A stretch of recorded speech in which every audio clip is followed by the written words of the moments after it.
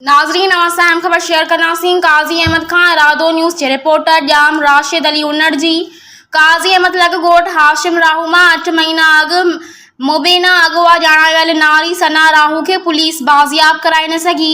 संदस वारसन औरतुन मर्दन सियासी समाज के अगवाणन पारा अॼु 11 ॾींहं एहतजाजी रैली कढी मुज़ाहिरो कयो ऐं अलामती बुख हड़ताल कई। उन मौके ते GWC तंज़ीम जो मरकज़ी जनरल सेक्रेटरी अगवान ज़ुल्फ़कार ख़ासकेली मलंग जतोई वली मोहम्मद जोखियो ज़फ़र चांडियो साजिद उन्नड़ साहिल लाखो नरगिस टांवरी बशीर जोखियो ऐं ॿियनि ॻाल्हाईंदे चयो त सिंध में लाक़ानूनीयत जे करे अगवा चोरियूं धाड़ा रोज़ जो मामूल बणियल आहिनि।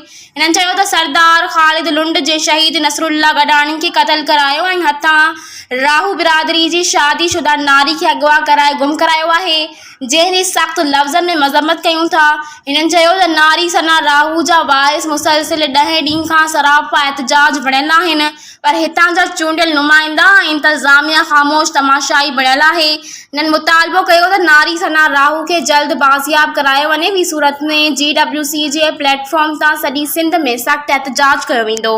अस्सलाम वालेकुम, मैं हूं आमिर हुसैन अल रहीम मार्केटिंग की तरफ से।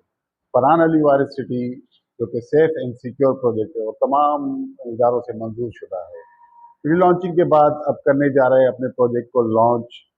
प्री लॉन्चिंग रेट्स जो कि 180 गज का प्लॉट 3,36,000 का था और उसकी इंस्टॉलमेंट थी 5,600 और अब करने जा रहा है इसको 5 लाख पे।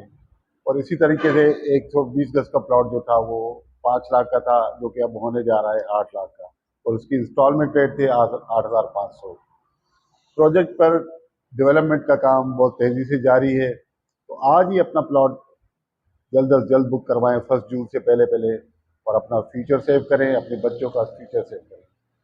बहुत शुक्रिया, अल्लाह हाफिज़।